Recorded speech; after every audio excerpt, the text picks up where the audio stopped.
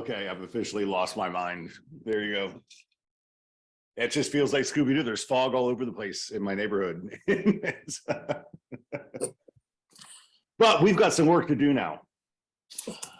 I thought that was fun. How are you, Thomas? I'm doing well. How are you? I'm good. Fun stuff.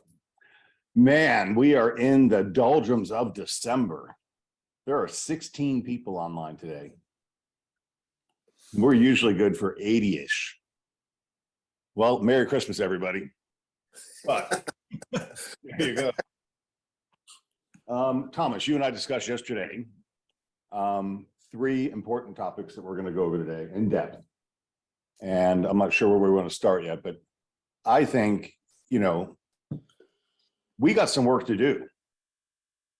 That conference I attended this week from FAR, the Florida Association of Realtors, was chock full of information that Florida is the place to be. 758 people a week are moving to Florida from everywhere else. And what an opportunity it is. And I can tell you, because I get every email on the company's list, we are losing, excuse me, 4 or 5 agents a week from the business, not just from the company. They're leaving the business. And that's just our company. And we're pretty selective with our hiring processes. So what's happening elsewhere? A little bird told me that our biggest competitor in town here, Keller Williams South Shore, had 39 sales last month. We had 43 sales last week. Right. So there's something going on. And what it is people stopped working. Or they're getting out of the business because they're afraid and they're fearful. And now there's no better time than now. Here and now is the song I was just playing. Is the greatest time to be. We are selling houses every day. Look at the hot sheet. They'll come out at 11 o'clock this morning. You'll say, oh, somebody got a sale, lucky person. No, somebody went to work. Right. And we've got a duty to educate the public. So I think the first thing we're going to talk about is number one on my list is flood insurance. Because I had an experience with an agent this week. An agent that works for us, a real estate agent, also works for an insurance company, AAA Insurance, which is considered a captive, right? A captive insurance brokerage. They only have certain policies they can sell. They can't go to the broad market. She wanted to quote my flood insurance. And I was talking to her as a real estate agent and said, hey, the flood insurance is going through lots of changes. And this is an licensed insurance agent. And so we played the game and I gave her my information and she quoted my house. As a new FEMA flood policy. And the quote came back and she was shocked at $10,500. All right. My current policy is $1,098 a year. So a new homeowner, we're going to talk about this on another example too. A new homeowner, if they didn't assume, because she didn't know about the assumption, you can assume my current policy and take it over. And it's going to go to an actuarial rate at what she proved to be $10,500. That's a lot of money for flood insurance, right? Yeah, that's a game changer payment. Yes, that's a car payment, a nice car, $800. 800. So I'm concerned as a broker that if we don't educate the consumer, we're going to put them in a bad position, one in which they're going to be squeezed out. And then I talked to, who did I talk to yesterday? Oh, my RESPA attorney. He scared the hell out of me. And I told you about this yesterday. He says, Craig, start building a foreclosure team. And I said, what the hell are you talking about? Nobody's going to walk away from their houses. He goes, no, especially in Florida, you're having some major challenges. I said, what are you talking about? He said, your insurance crisis is a problem because the insurance companies are leaving Florida. And the ones that are staying, you heard Chris Reed talk about this on Wednesday. His personal flood insurance went up $800 a year. That's a lot of money for some people, right? Sure. So, and we get these flood insurance problems, and we're going to talk more in depth about this in a second. If your flood insurance goes from $1,000 to $10,000, you can't make your mortgage payment, you're going to lose your house, right? Even though you have a job and you've got credit, you were qualified for X, and now you're paying X plus whatever that amount's going to be. So so I did a video on this yesterday, and Taylor came out yesterday and I shot 5 videos with him and he's going to edit them and give them to me. And I'm going to send them out to the team by email as a YouTube link so you can watch it. And I want you to understand it. And then I want you to repeat it in your own voice to your sphere of influence and start educating people. It's going to put you higher up in the scale of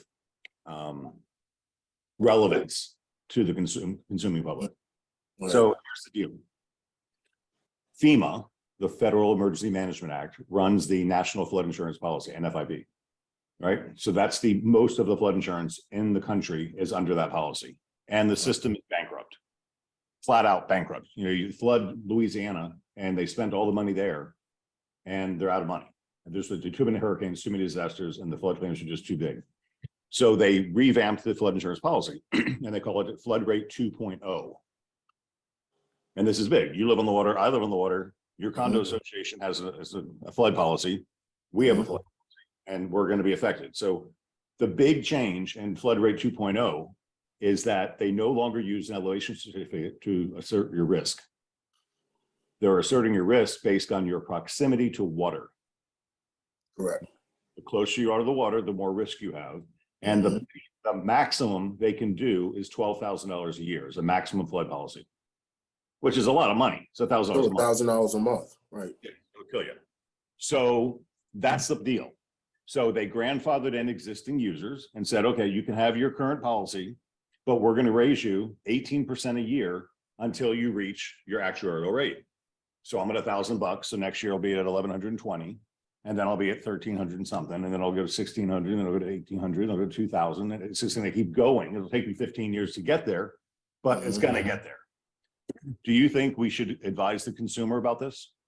Absolutely. Well, we should, but we gotta educate them first. So that's based on proximity to water. So most houses are going to get a decrease in their flood insurance, and which is what NFIP is trying to do. They're trying to get more broad coverage by more houses. They get little premiums from a whole bunch of people to rebuild their fund. And they're going to charge the people like me a shit ton of money because I'm at a greater risk, which makes sense. I don't like it. So that's NFIP. Now, what's good for us is there's third-party carriers that have entered the market, like Neptune Flood. So I got a quote from Neptune Flood and they said, send me your elevation certificate. And they found out that my house is in a A12 flood zone. But my building, first finished floor, is 18 feet above sea level. So I'm 6 feet plus over the. They said, you're a lower risk. We'll quote you $650 a year. Wow. Right? So I can dump NFIP and go to Neptune and for a $650 premium and still cover my mortgage company's requirement. And there's a lot of third-party carriers out there now. The problem is, I had Neptune quote a pre-firm house. So firm is the flood insurance rate map. And in Apollo Beach, at least, it's 1980. And Indian Rocks Beach, I think the Gulf Beach is 1976. So whatever the flood map rate encouragement was at that time, which in 1980 was 12 feet, as long as you're above 12 feet, you're good. But a lot of our houses were built at 10 and 8 feet, which would be a -2 or a -4. So -2 or -4, you're paying right now, $2,000 or $3,000 a year for flood insurance. Right. Actuarial rate, when you get bid under NFIP, is going to put you up at $10,000 like me because you're on the water. Right? Now the problem is the third-party carriers, if they go rate the pre-firm houses, the -2s or the -4s, they won't even quote them, or they're going to be so high they'll be as high as FEMA. Wow. So we've got a small window of time where these pre-firm homes are going to be uninsurable, or they're going to lose value because if your insurance is $10,000 a year, you're not going to do it. Right. So Gulf Beaches, Longboat Key, parts of Sarasota, Apollo Beach. I have a home, kind of near a river. He has a Loma letter exempt. Yeah, there's that. I forget what that's called, but I've heard about that. Rivers are different. They have cresting policies, but as a typical waterfront, which most of our offices are in or near, or we do work in waterfront areas, I'm afraid that we're going to find out that we know about this and we didn't tell them, and they're going to sue us and say, had I known this, I wouldn't have done that. Right. So let's talk about, how do you tell a customer, right? in my video, what is our this is not Contract Friday. What does our contract say about insurance, flood insurance specifically? You have a 20-day cancellation period if you find out the flood insurance is not acceptable. That's a huge benefit and right that a buyer needs to know. And it's in your critical date timeline. Should I pull that up? Or not. I'm going to pull it up. It's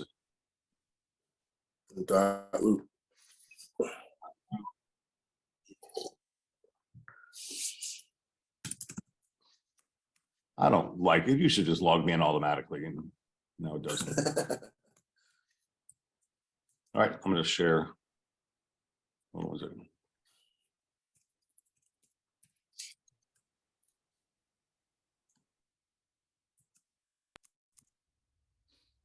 Who am I logged in as today?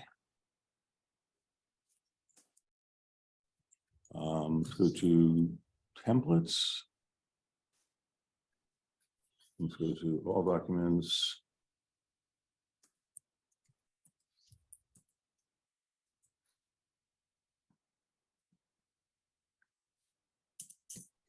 Well, it's usually as is because you guys like it so much, but I don't. It says, am I sharing my screen? Yes, I am. Well, let's cover this because I want to really get into flood insurance. Buyer is advised to verify by elevation certificate which flood zone the property is in, whether flood insurance is required by buyer's lender, and what restrictions apply to improving the property and rebuilding in the event of casualty. If property is in a special flood hazard area or Coastal Barrier Resources Act designated area, or otherwise protected by identified and protected area identified by the U.S. Fish and Wildlife Services under the Coastal Barrier Resources Act, and the lowest floor elevation for the buildings and or flood insurance rating purposes is below minimum flood elevation or is ineligible for flood insurance coverage through the National Flood Insurance Program or private flood insurance as defined by whatever. Buyer may terminate this contract by delivering written notice to seller within, if left blank, 20 days after the effective date. So you have an automatic right to cancel if you can't get flood insurance within 20 days. I thought it said something different than that. Effective date, and buyers shall be refunded deposits that were recently failing which buyer accepts the existing elevation of buildings and flood zone designation of the property. So that's a responsibility that we have. You know, I thought it said, and maybe I'm wrong, I thought you have 20 days to cancel if you can't get insurance. If the property is ineligible for flood insurance coverage. Okay, so you're only allowed to cancel if the property is ineligible. It doesn't say how much it costs. Or below minimum flood elevation. Let's see. If the property, so that's why I was going to ask that question. You know, if in fact, you know, we have buyers that want to get out of stuff to just get their escrow back, how do they prove that they can't get the insurance? So that's why they put this thing in here: lowest floor elevation. I mean, ineligible for flood insurance coverage, the minimum flood elevation. Yeah, right. It says if it's below minimum flood elevation or is ineligible. So if you're selling a pre-firm house, they can cancel within 20 days. If you're selling my house, you can't cancel because you can get insurance. It's just going to be super expensive. But if it's ineligible, because you already have it. Yeah, if you're in a 12-foot elevation and your house is at 10, you can cancel. If you're at a 12-foot elevation and you're at 12, you can't. You're just going to have to pay a lot. And I'm telling you, broker, I don't want to defend a lawsuit where we know that these things are happening and we didn't tell the buyer. So it's scary. It's one of those hard conversations we have to have. Hey, buyer, you need to be informed.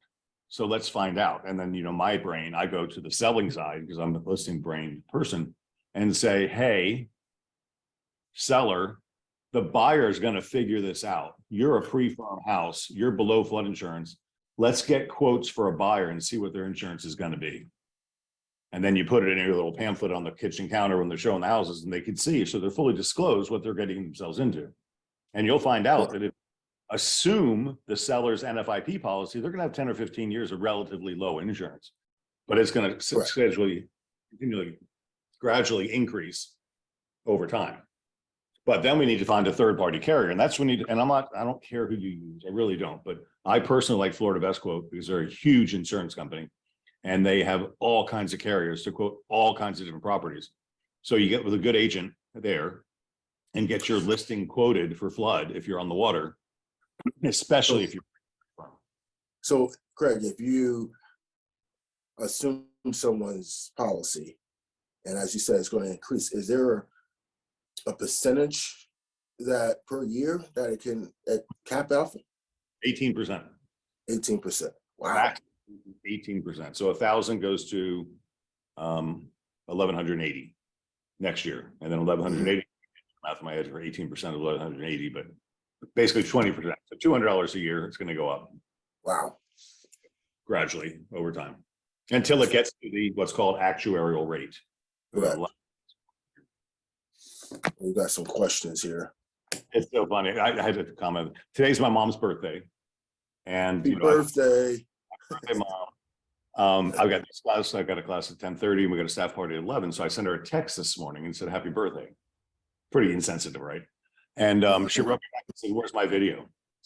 Because my daughter sent her a happy birthday video. So we created a monsters. She's online too. I know. Happy birthday, Vicky. We own our home, but we had to shop insurance and increase the deductible. Our insurance was going up 1,000. Yeah, guys, you can always do that. Raise your deductible and lower your contents coverage, and you can always lower your rate a little bit. It didn't make a big difference with mine, so it still was $10,000 a year. Sarah, I have a client who owns a home near a river. Yeah, a LOMA letter. I don't know, Sarah, if a LOMA letter can be revoked. I would imagine it's on record, so it probably goes with the property. Nina with Florida Best Quote has in the past presented this information as the bad guy and tells them to confirm with me as a trusted. That's a great advice. Yeah, smart move, John. He kind of keeps you at arm's length too, just in case. Yeah, I don't want to put the fear of God in you guys either. So mom asked, doesn't the insurance person explain this to the customer by a certain date? We can say, please check with your insurance agent email. So we have proof, we inform. That's a good idea to cover your butt. But I'll tell you, the insurance people don't do that. No, because they're about that sale. So I will tell you good news, and I heard this in an article I read. Most likely, actually, Mom, I was at your house and the news was on. They were talking about this. Most likely, the Senate is going to revoke this law, like they did in their Biggert Waters 2012 Reform Act. They rolled it out, and it's going to put people out of houses, and they're not going to be able to afford them. So they repealed it, and then they came back with this one, which lets them stay in the houses longer. It's still going to be bad. The system's broke. But I talked to Glenn Galish, president of Florida Best Quote, and he says, Craig, before it gets to that point, they're probably going to repeal it. Is that they can't have the public losing their homes because of flood insurance costs. Correct. You know, especially when you're buying $1 million houses now in the water, you just can't do it. I mean, you even think about the homes on Flamingo. I mean, some of those homes on elevation are not 12 feet. Exactly. Right. So what it's going to do, and just in my opinion as a 30-year veteran of real estate, is those houses are going to become tear downs, and they're going to be knocked down, and we're going to build new flood compliant houses. You know, that land I just sold over here in Apollo Beach, the 44 lots. I've got those builders really researching flood insurance right now. And everything I found out so far is we can still build at the 12-foot elevation, but all of the mechanicals have to be at 12 that elevation too. So your water heaters, your air conditioners, all that stuff we had down lower, now it's all up that high. Right.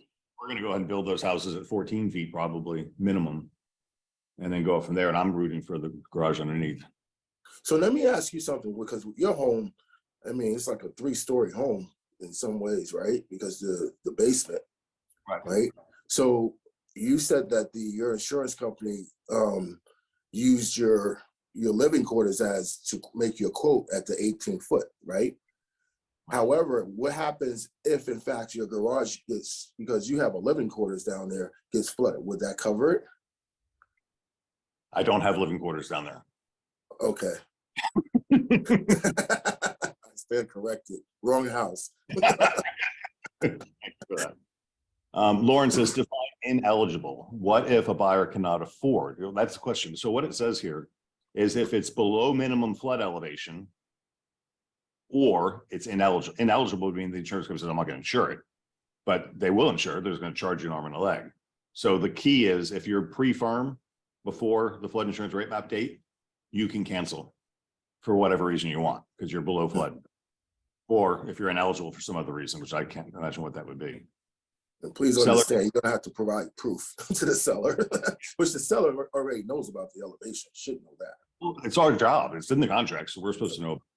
Right. Seller can see if the policy is transferable. The FEMA policies are transferable. The third-party ones are not. So if you got a FEMA policy, an NFIP policy, it's signable.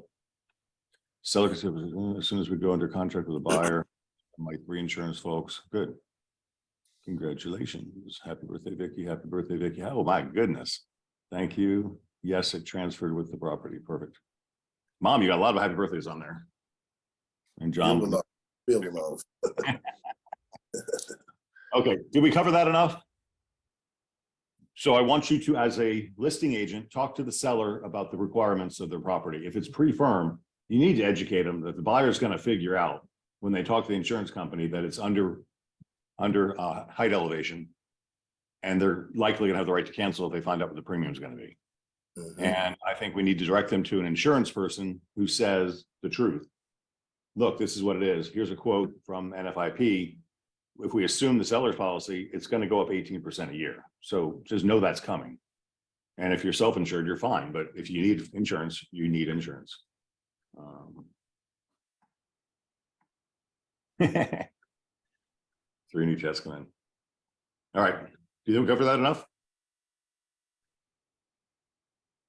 So I said, so seller's agent, have this conversation with the seller, tell them what the responsibilities are, get some quotes so you can figure it out. Because I think we have a responsibility as real estate people to inform the buyer. We can't lay under the grass and just hope this goes away. If you're a buyer's agent, educate the buyer, hook them up with a good insurance agent that knows the options and educate them so they know what they're getting themselves into. And it is going to affect the value of waterfront property that is built pre-firm. No way around it. Until they repeal the law, which they're likely going to do as it becomes more publicly known. Right? That was a slap in the face wake-up call to me that insurance agent literally gave me a quote and told me my house is going to be $10,000 a year to insure.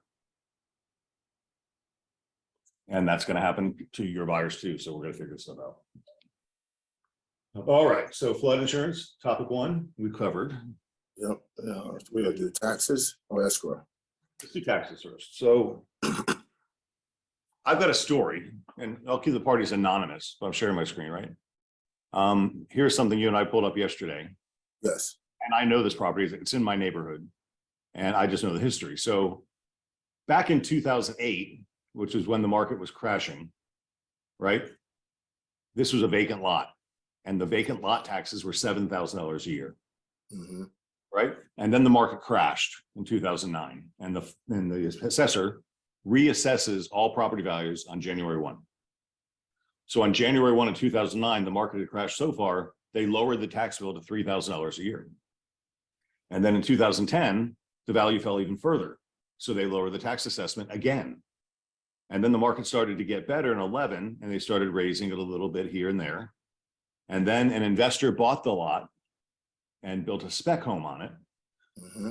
And on January 1 of 2014, it got reassessed at $12,000 a year. A brand new home, $12,000 a year, right? I forget the price. I want to say it was like $800,000, somewhere in that range. Eight, yeah, somewhere.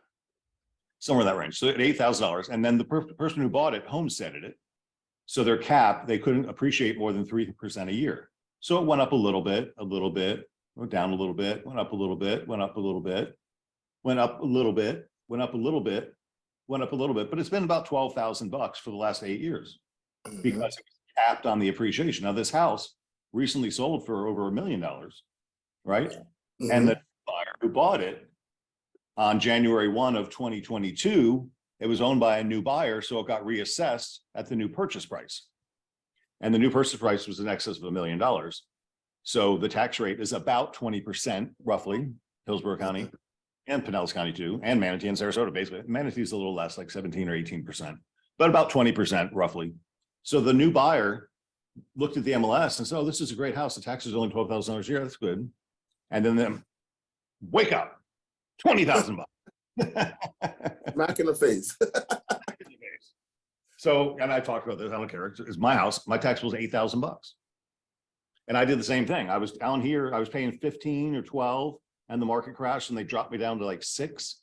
And then I've been going up every year, you know, to 8,000 bucks. But if you go to County Property Appraiser's website and you type in an address and you put in a sales price, it'll give you an estimate of what the taxes are. And this is just such a clear example of vacant lot, market crash, prices stabilized, house got built, taxes really stable because of the Florida Tax Act. And then a sale happens and they get triggered a new number. Now, when you look at FAR said the houses have gone up 40% in the last 2 years in Florida. So every buyer is going to get hit with a shocking slap in the face after January 1 of this year. Mm-hmm. So there's a woman in the neighborhood. Her name is Ann Capriccio, because I don't know her last name. And Capriccio. And we're walking. We run into each other. We talk, and her and her husband are retired, and you know he's retired military. And they bought their house in 2020 for like $600,000, and they rented it out because they weren't ready to retire yet. And then they renovated it. And then they moved in, and through all that process, they never filed for homestead exemption. So I was talking about homestead exemption with her, and she's applying for it now. Now, remember this. So she paid $630,000 for the house in 2020, and she didn't homestead. So her taxes were 20% of 600,000, around 12,000 bucks. And then last year, it's now worth $1.3 million probably. And she's going to homestead this year. But status of the property on January 1 is going to be it's $1.3 million house. 50% of $1.3 million is 24,000 bucks. So by not homesteading her house when she bought it, she's going to pay a $20,000 tax bill, which she would be paying a 12 every year into perpetuity. And she is pissed. So somehow the title company, we didn't sell her the house. The title company didn't tell her, her agent didn't tell her, and she's lost $8,000 a year now. For 3 years. Right. So this is a video I just put out that I want you guys to watch, and I want you to replay it in your own voice with your own face, and you send out to your sphere and say, damn it, January 1 is right around the corner. You better file for homestead now. So all of your current buyers, put a video out, talk to them right now and say, hey, did you file for homestead? Did you file for homestead? That would be like, we're going to talk about that on the mastermind today for next week. Call everybody you sold a house to and say, did you file for homestead exemption? Did you file for homestead exemption? Because the status of the property on January 1 is going to determine your valuation. And you want to stop it now because we're expecting prices to go up 5 to 7% in 2023 because of supply and demand, not because of value, because there's more people come. There's more demand than there is supply. Right. And we talked about last night. So why is that? Why are people not wanting to put their houses on the market? Because they've got a fixed rate at 3%. We're never going to get over that. So I was talking to Jessica about that with her house. She's thinking about getting a bigger house, and she would sell this house, take the equity out, and go buy another one. I said, no. Rent it. Your mortgage payment is $1,200. It'll rent for $2,000. You make $800 a month. You go buy another house and use that $800 a month to pay for the new house. You don't sell this one at a 3% fixed interest rate, which we're probably never going to see again in our lifetimes. We'll probably see 5. We'll probably see 5. I don't think we'll see 3s or 2s for sure.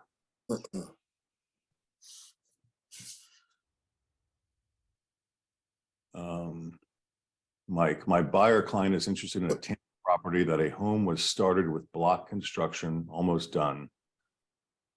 Would it be fair to offer 10% profit over cost to date? It could be. It depends what the seller thinks. I don't know. That seems reasonable to me. Unless they want to make a 20% profit. I don't know what their expectations are. That's an it depends answer, which was a lot of those. But can you guys see how important this is right here? This is a great example of how taxation works. And I think just like for your example too, I mean, you've been in your home for what, 18 years, you said? oh God, no, 22 years now. 22 years, and your taxes are what I pay. my and my condo's like $500,000. I mean, it's probably worth more, but I mean, your home is worth a lot more than mine, and you're paying less taxes than, or the same taxes I'm paying. So it makes a big difference that, you know, when you have these conversations with people that, just like you use that example of someone that purchased a home earlier, their taxes are a lot less. Yeah. The thing to remember is you get reassessed every year. And if the market goes up, your house goes up a lot. Right. So people that didn't get homesteaded are screwed because they're going up. My rental house that Sammy lives in, my taxes went from, I want to say $2,000 to $4,000. I went to $2,000 a year. Because I have homestead because it's a rental property. So all the rental properties, tax revenue goes up. Exactly. So educate your buyers how taxes really work. Go to the property tax estimator and show them, look, at this price, look at a guy who bought a house in Waterset for $350. Right now it's $700,000. Correct. Sell that house, the new buyer is going to be paying $14,000 a year in tax, where this guy's paying $7,000. It's crazy. Crazy. And people need to know, and that's our job. We can't hide from the truth. We got to call it out and tell it what it's going to be like, and tell sellers that too. Hey, you know, your new buyer is going to be paying $20,000 a year in income tax. Close that window. Just so you know. So when they make you a lower offer, have some consideration. What was the thing the other day? Be kind, be kind, be kind. Be kind. $8 grand more a year. That's a lot of money. It is. That's another car payment. Yeah, and most of those people, they're paying straight cash at the end because they carry no PMI. Right. Yeah. I don't check, right. I'm gonna write a check. Another part of that is, I just had it in my head.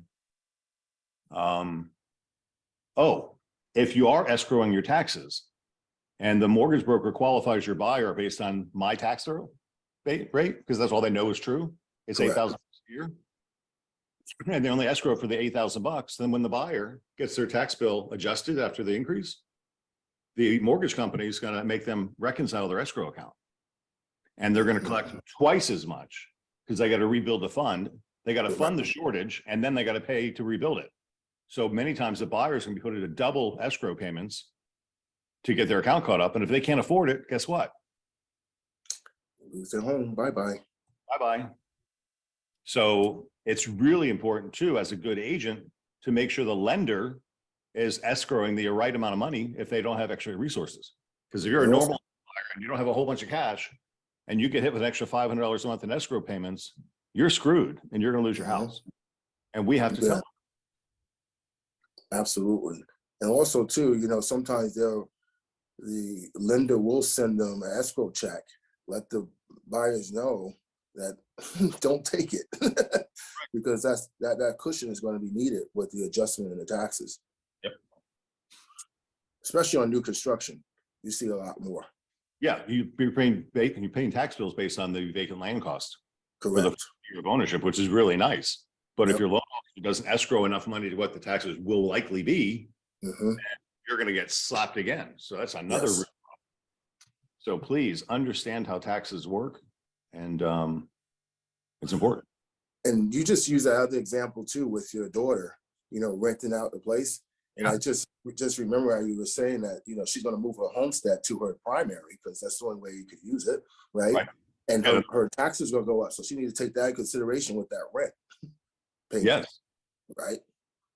Yeah.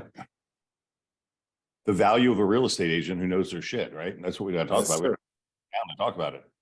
Yeah. So Jessica, you sell that house, even though rent's going to be $800 a month more than what you're collecting for your mortgage payment, your taxes are going to adjust because it was a $200,000 house. Now it's a $400,000 house. Correct. So you expect your tax bill to double next year. Oh, wow. Good points. I just thought this is a great example how the market was strong and the land was worth a lot. The market crashed and the tax assessor lowered the value. They do that. Yes. My dog went down to $400,000 at one point after the crash. Right. Yep. And steadily rose and rose and rose. But I'm blessed because I owned it for so long. Yes, you are. Then the buyer comes along and goes, ouch, I wasn't expecting. Ouch. That's a big deal. So I think that's good on taxes. So we covered flood insurance, which is a big part of mine. And once again, I shot a video. I'm going to send it out to you guys. And I really encourage you to redo it in your voice or send mine. I don't care. But have that education with your buyers and sellers for flood. Have the education. I have a video on this too. I'll send it to you. I want you to put it in your voice and send it out. And this is really good stuff to do this year because the end of the year is coming and this real estate talk and won't make you relevant. And then Thomas, you and I talked last night again about it's just a problem. Escrow disputes. Yes. We get so many questions on escrow disputes. I got one the other day. Hey, Craig, just want to put you on notice. It looks like we're gonna have an escrow dispute on this. And I don't mean to sound rude. I don't give a crap. Why? You're not the escrow agent. I'm not the escrow agent. That's somebody else's problem. That's why I don't do escrow. Yeah. Right. I recommend Paramount Title hold the escrow if they're doing the closing. But if they're not doing the closing, I don't care who holds the escrow. We have no requirement as a real estate broker to hold escrow. We used to do it as a convenience and it was a pain in the butt. About myself. And we don't do it. So one of my deals when I negotiate with Paramount Title is you hold the escrow for us because they're not a real estate brokerage company. They're not subject to the rules of the Florida Real Estate Commission. Right. So anything in the contract that talks about escrow and the broker having responsibilities for escrow is only if they're the escrow agent. And you'll notice that on the purchase and sale contract, it says who is the escrow agent, not the closing agent. Correct. So the escrow agent can be one party, the closing agent can be another party. So Paramount might hold the escrow, which they will, but they'll transfer it to the closing agent at time for closing, which is a pain in the butt too. We'd rather not do that. So if you know who the escrow agent's who the closing agent's going to be, make the escrow out to them because the escrow is a neutral third party. It has nothing to do with the transaction. Buyers and sellers have to agree on disposition of the funds. And if they don't, the neutral third party is going to sit there like this. I'm not moving until I get agreement from you guys and the money can sit there and rot. And I'm not subject to the real estate commission's rules or anything. And they're not. That's why they do it. And that's why most brokerages don't hold escrow anymore because they don't want the responsibility. And I don't either. Right. So let's just have this conversation too. Let's say the parties don't agree and the seller's a jerk and says, I'm sticking my head in the ground. I'm not moving. Or the buyer says, I'm not releasing that deposit to that seller no matter what. Now the money sits there. It's in lock, can't be moved. So what does the escrow agent do? I don't know. Depends on their policy. Our policy at Paramount Title, when Jim Holloway was the attorney governing the escrow, which, we have millions of dollars in escrow right now, or Paramount does. Jim would just let it sit there until the parties figure it out.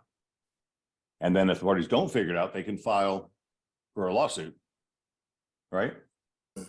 But what's that going to do? Require the payment of fees. A lawyer, you're correct. How much is it going to cost to hire a lawyer to fight for the escrow? $400 or $500 an hour. Yeah, easy. More than the escrow most of the time. Correct. You guys are writing these deposit contracts with $1,000 or $2,000 earnest money. It's never going to get resolved.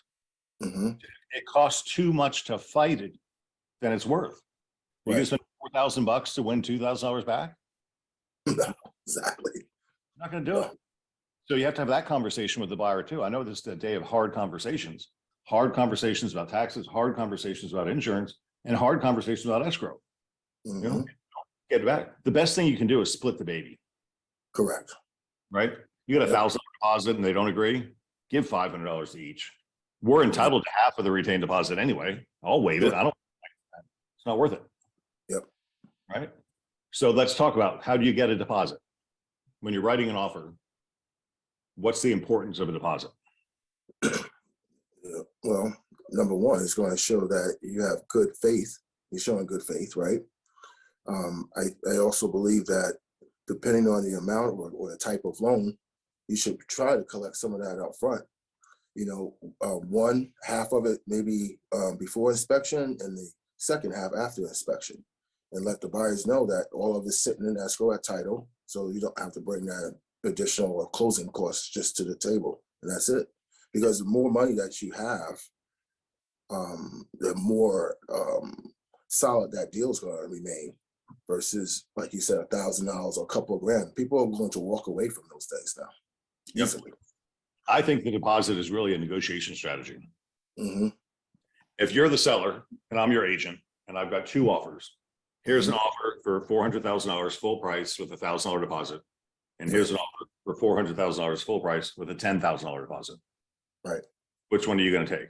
Assuming I think why? Yep. Because it's more money, more skin in the game. The buyer put more skin in the game. I want this house. I'm showing my good faith. So understanding that most of you are using as-is contracts all the time, the as-is contract is fully refundable until the end of the inspection period. So you could put up $100,000 deposit. Correct. Right, here's $1,000 deposit.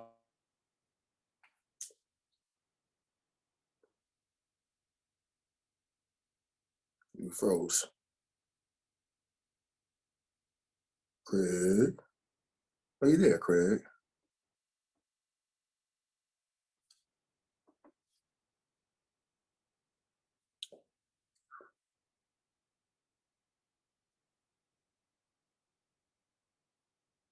Come back, Craig.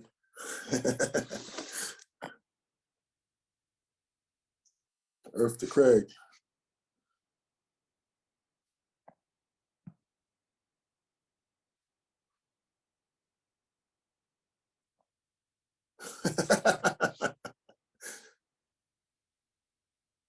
Craig is coming back in the room. Can you guys hear me?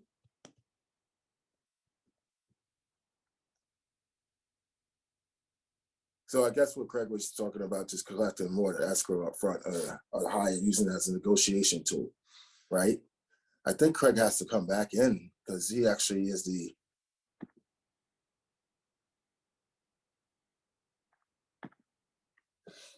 let me text him and see where he's at.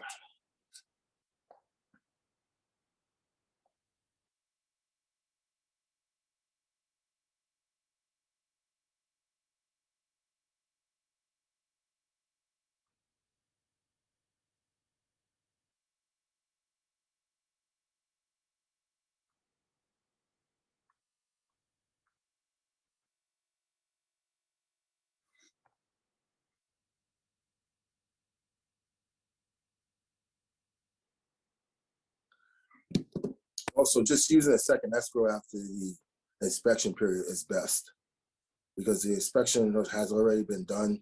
If all parties agree on everything, then you can move forward. Craig must be what? Freeze kick me out of the meeting. Yeah, John, I believe the second escrow is at best.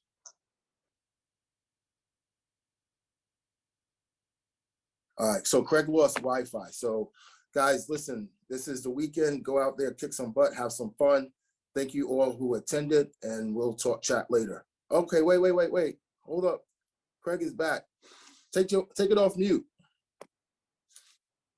Can't hear you. All right, sorry, my Wi-Fi went out. There you go. I think we might have lost. Oh no, we only lost 3 people. We're good.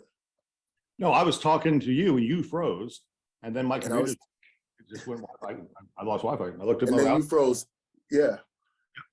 Weird. So I told the team about the second escrow, how important that is after all the parties agree after the inspection to move forward. So it just makes a solid deal. Like you said, as far as negotiating, it looks like a stronger offer as well. So what I was saying at the time of my interruption was that it really doesn't matter how much escrow there is until the inspection period is over on an as-is contract. Right? Yes, sir. Yep. I don't care. I mean, it's to show good faith, put a good solid deposit down. And you're supposed to talk to your buyer's lender as a partnership, right? Yes. You know they're going FHA and they're gonna put 3.5% down and they're buying a $400,000 house. They're gonna need 12 grand. Correct. And to your point, Thomas, why not put it all in escrow and make yourself look strong? Sure. We'll talk about that in just a second, Lauren. So if they're going conventional 20% down, they're buying a $400,000 house. That's $80,000 they got to come up with. Right. And they better damn well have it, and you better damn well know they do Hello. by talking to their lender. So it's Right. okay to put up 20 or 30,000 bucks to make a deal happen Yeah. if they want the house. Because remember, they're buying the house because they want it. Correct. This is true. They're not being forced. You're not trying to negotiate a strong arm situation. You want to get the freaking house for them because that's the one they chose of all the ones they looked at. Right. Lauren said, now that the market has shifted back to reality, we have time to use regular contracts. Yes, let's talk about that. So what is a regular contract? What's the big difference? The big difference is it stays glued. Yeah. The big difference is the buyer can't just cancel for any reason. Correct. The buyer, it's more work. Let's get this out of the way, right? The buyer has to hire a home inspector under as is they don't.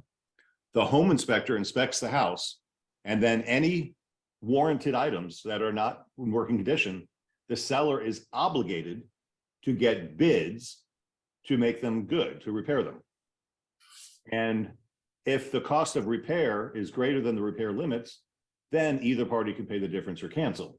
Correct. But if it's in the repair limits, the seller has to fix it. Correct. And this, I love what John Evans does.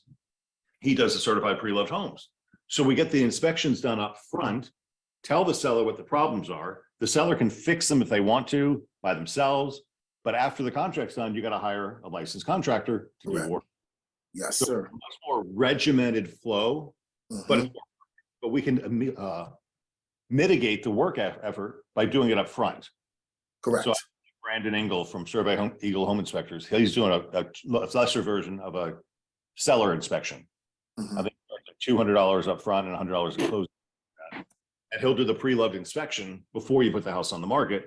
Then you can fix the things that are warranted items. And when you read the contract, the regular contract, not the as is. I know Joe and Kat did a class yesterday, or not yesterday, Wednesday. Wednesday. Oh, it's next week. Difference between the two contracts. So the as is contract, no repairs are needed. The seller doesn't have to do anything. Buyers can ask, but they don't have to get anything. The regular contract up to the repair limits, which is where your negotiation comes in. The limits are 1.5% of the purchase price default for items, termites, Permit. and permits inspections. 1.5%. So take a $4,000 or $400,000 house. 1.5% is $6,000. Yep. So the seller's obligated for up to $6,000 for warranted items, termite treatment, For each item. and permit collection. Right? 18 grand. You can't let that happen. I mean, you No. can't, but that's the default 1.5%. So you ask your negotiation in the regular contract, put it down to $500 or $1,000. But I'll pay up to $1,000 in repairs if it's needed because I don't know of anything that's wrong. Right? They don't know, but I'd rather spend $400 on an inspector to tell me what's wrong so I don't get squeezed in the end. So we could do that. But I think that's a great example, Craig, when you talked about the pre-love, but more importantly, the license, because we have a lot of handymen that's out there that can go ahead and fix these things prior to and be done with it. And think about the peace of mind that the seller is going to have when that buyer comes in there with their inspector, right? You just know it's pretty much a done deal. Only thing is going to be on the mortgage side, you know what I mean? Right. But as far as the inspection side, you're golden just by getting in front of it. Yes. It's preemptive. It solves the problem.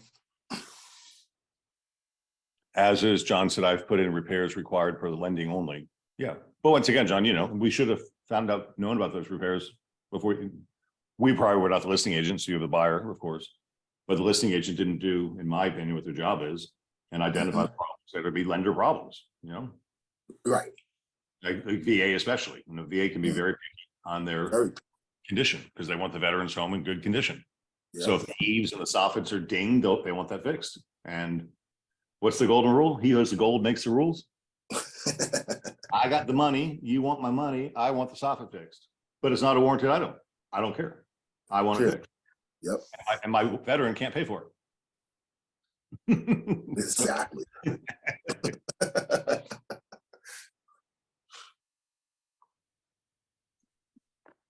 Yes, the regular contract holds everybody accountable. But you can still mitigate the regular contract with a zero repair limit. You can only put zero in, Correct. but the buyer has the right to pay the difference or can walk. So Correct. either can happen. But the seller, I'm not letting you walk. I'm going to pay the difference. I'll pay for that repair. You're not walking, dude. Yep. As opposed to it's a much stronger contract. It's more glue. I like that. Holds people accountable. Any home inspector can do a pre-lift inspection. It's just doing the home inspection in advance of listing rather than at time of contract. But at times you'll see in the MLS too, where the listing agent will say as is only. Yeah. Or conventional or just cash. They won't take FHA or VA because they know there's issues. Yeah, that was another thing that came out of my conference. Oh God, I forget the term. What is it called? Hold on 1 second. Source of funds. It's a big thing with fair housing over source of funds right now. Okay. Considered discrimination. So it may be considered, that's most of the lawsuits going on right now are over fair housing disputes. Okay. And discrimination over what's called source of funds. You put into a contract, no FHA allowed, you could be considered discriminating. Interesting. And there's internet trolls that are cruising the internet for words like that in our advertising. And then lawyers that are writing letters to sue you for dishonest things. And then you got to go settle with them and clear it up. So it's a scam, but it's happening. That was one of the big updates from FAR. Source of income. I'll get more clarity from the attorneys on it. But that was good information right there. Yeah, because I'm seeing a lot, some of my agents, they have like a $250,000 buyer. And, sometimes most of those homes are investment homes, whatever the case is. And they're just like, cash or conventional only. Home has roof issues, whatever. You know what I mean? John said, I've been told a regular contract is not valid. Oh my God. And that was a 29-year broker. If it wasn't valid, FAR would not put it on the network. That's the most ridiculous thing I've ever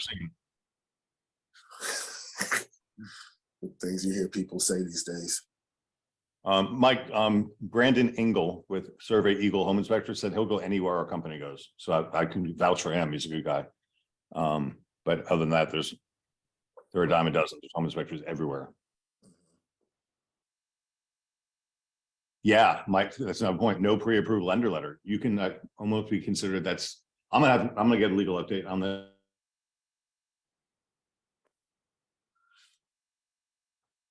Great.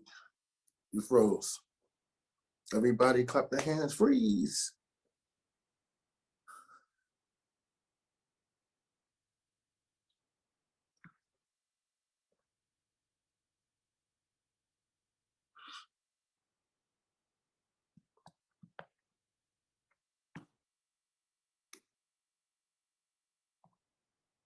Yeah, everybody clap their hand, freeze. I love it, John.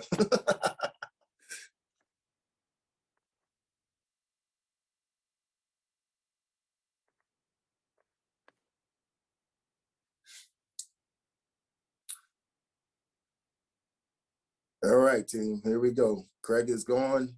So let's just adjourn to Monday and have a great day. Thank you all for showing up. Appreciate you all.